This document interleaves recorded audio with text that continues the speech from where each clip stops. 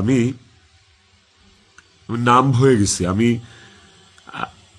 আমারও মনে হয় যে আমি যে কোনো সময় কোনো একটা দুর্ঘটনা ঘটায় ফেলতে পারি, বাট ওই মুহূর্তে যখন রিজিকের ফেসটা আমার চোখের সামনে আসে না, আমি নিজেকে শক্ত না করা ছাড়া আমি কোনো উপায় দেখি না। কারণ এখন আমার কাছে সবচেয়ে ম্যাটার করে রিজিকের লাইফ। ইকরা নাই, ওকে আর ফিরে আনা কোনোদিন সম্ভব না।